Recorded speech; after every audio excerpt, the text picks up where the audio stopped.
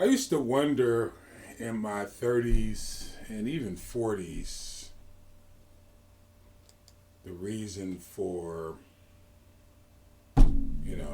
the desire to do all this reading or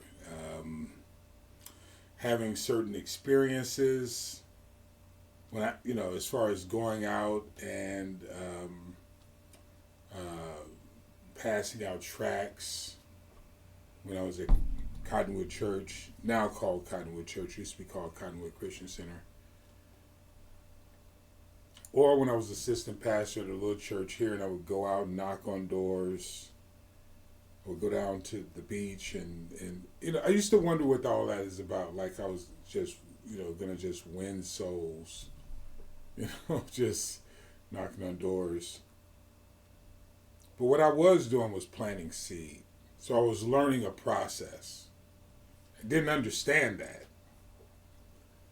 I did it, not out of, like this feels good. I did it because I wanted to fit in with the community I was in, and I wanted to learn.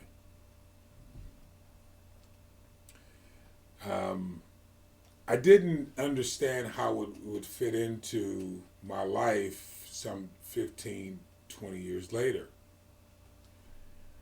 Um, it was interesting to me because, or not just because of this, one part of that season of my life is that people used to call me a pastor. I didn't understand that.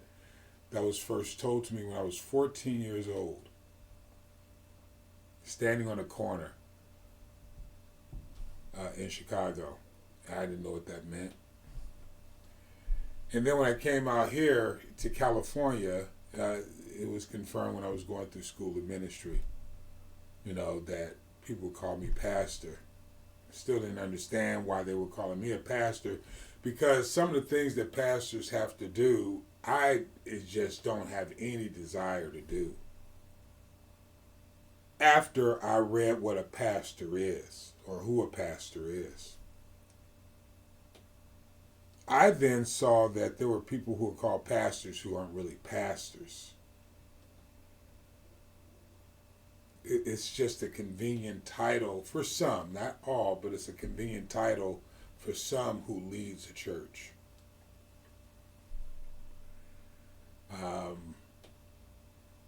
Whether it's apostle, pastor, teacher, evangelist, prophet. A lot of these titles floating around.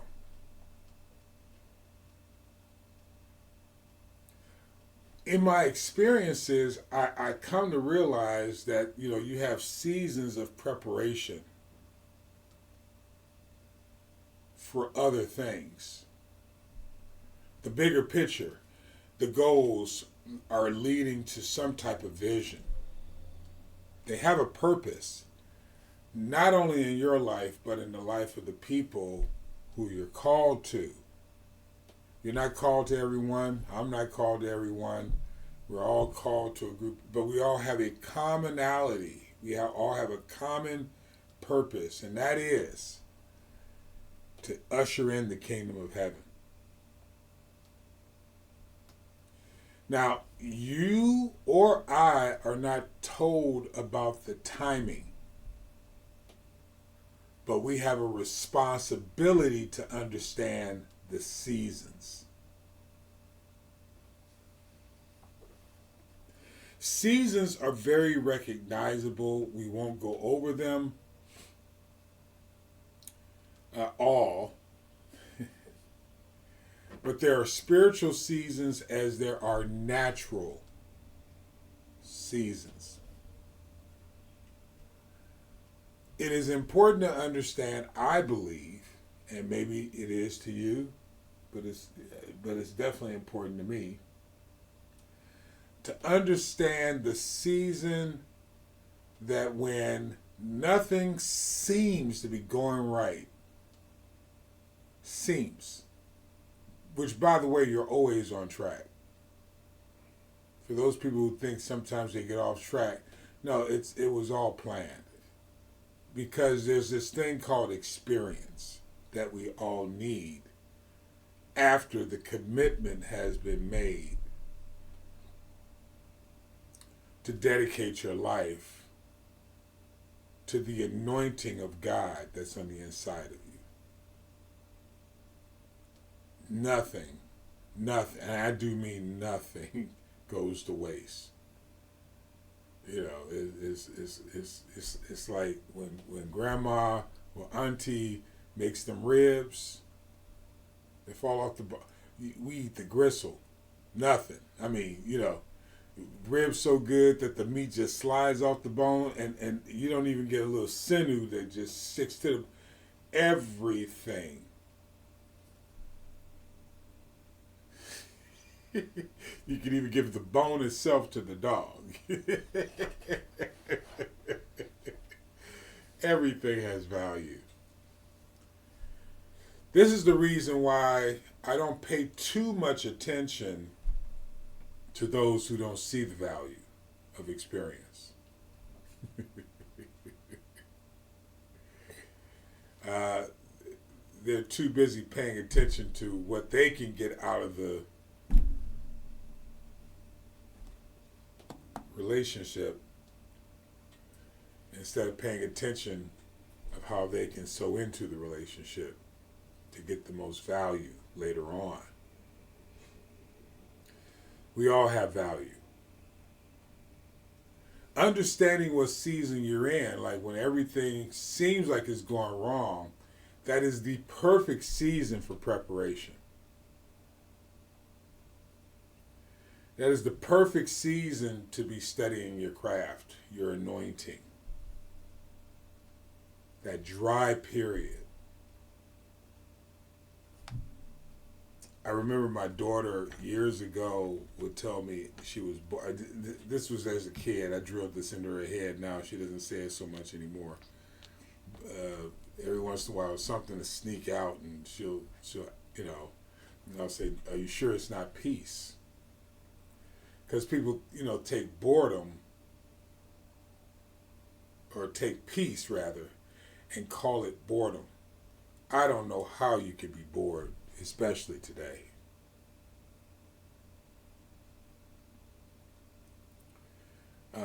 It's not boredom. It's a dry season is a season for preparation. You can't see your seasons if your mind is set on seeing the negative or the position. You want someone to feel sorry for you. Let me just say it that way. We don't have time for any of that. We have time for empathy. We have time for sympathy when there is loss.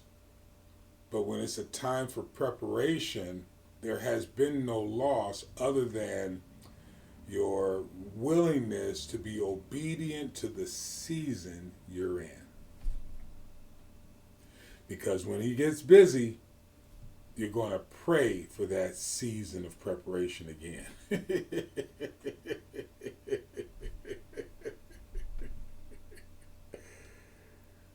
You're going to pray for some quiet time.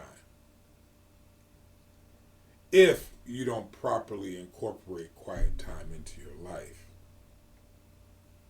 Because you, as a creator, you can do that. It's creating that seventh day of rest.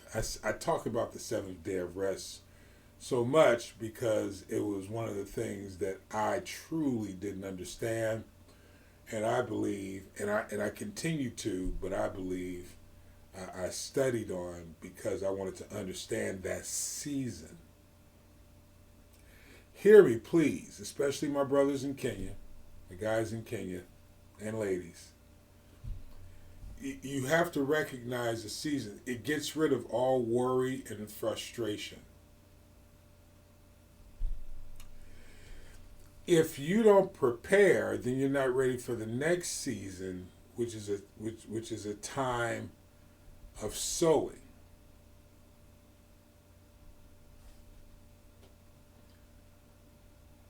ground can't be sown into until ground has been prepared. So you have to understand the season. I mean, there's literally a time period for when to plant the seed. Now, that's agriculture for you guys in Kenya, for you ladies in Kenya. But for us here in America and a lot of Europeans, it would be better said that once you get the real estate license, insurance license, the degree, that's not when you reap. I just told you another season. That's just preparation so that you can start planting seed.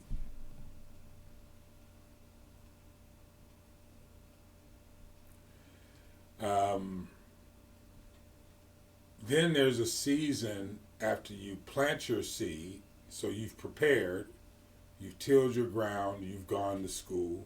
That's tilling ground. The ground is you. Or in agriculture, the ground is the earth. The earth is the dust that we are all going back to.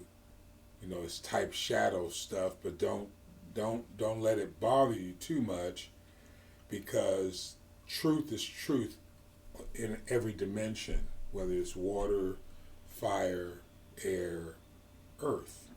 We're just earth. We're made up of very little earth in comparison to even water. Earth is just the skin that God promised to put, you know, he made a covenant and then put skin on us. Blood sacrifice. But I digress a little bit because I got to get through this. I only got 3 more minutes. So, you know, once you've prepared, and it's a continuous thing. All these things are continuous things. We're just stopping time so that we can all understand it. But once you've prepared and you've planted the seed, education for humans, continuous knowledge, and actually continuous understanding. With all you're getting, get understanding. Continuous getting of understanding. Once you've done that, it still isn't time to reap.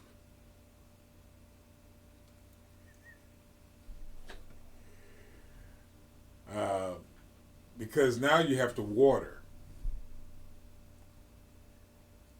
Water is type shadow for the water that came up under the ground in Genesis chapter 2. Where the ground actually was, the water came up so strong that it began, this was after the breath of life was drawn, was blown into Adam, and he was made a man. Now that there was a man to till the ground, then the waters came up. Actually went into 4 different rivers. One towards Ethiopia, which is interesting because the story is told, I believe the story was told, the Genesis 1 and 2 story was actually penned, I believe, in Ethiopia, I believe, when Moses went there after Egypt. But that's, you know, don't get your head twisted. But then, you know, after the water came up, then the seeds and the weeds and everything else started to sprout. This is why God made a man, because your prosperity is not there either. Because the man had to go to work. Because he has sinned. So now he's got to go till the ground from whence he came. I think that was Genesis 1:23. Not sure. My Bible's there, but I'm not looking at it. So he had to till the ground. So now he had to prepare. Now you gotta protect that which is growing.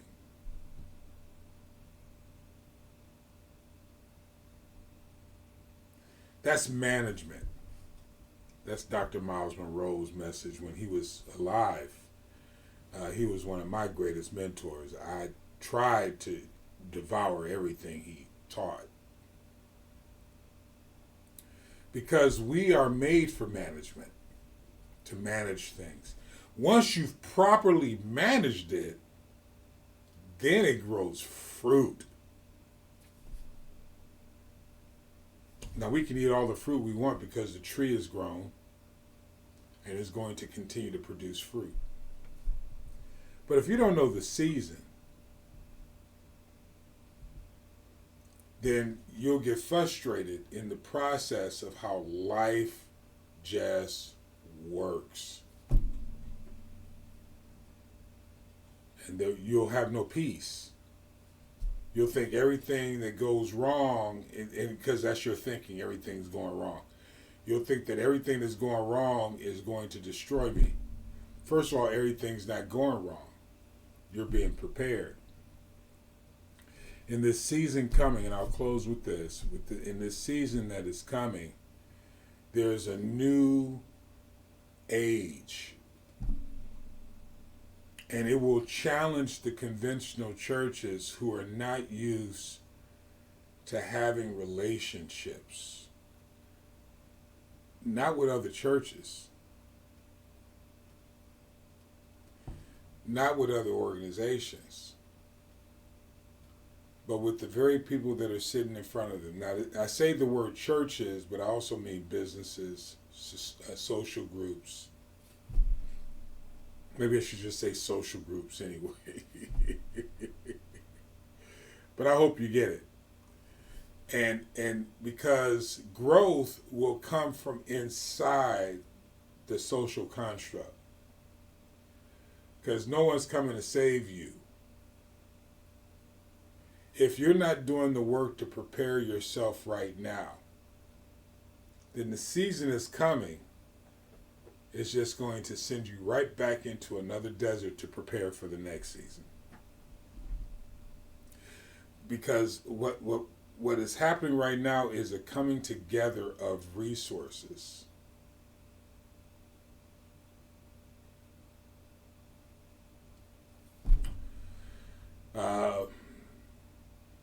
And they will take away opportunities from those who are dependent upon the King. Not our King. The world's king. Because the world never cared about you in the first place. So they're going to take away resources from your Social Security number. Now, I'll leave it alone, but this is all biblical. And maybe we'll get into it. If you tell me you want me to get into it, I'll get into it. But I got to get some inbox messages from some people, and you know who you are, and then I'll teach on those things. Thank you for the opportunity to share just a little bit with you and speak into your life.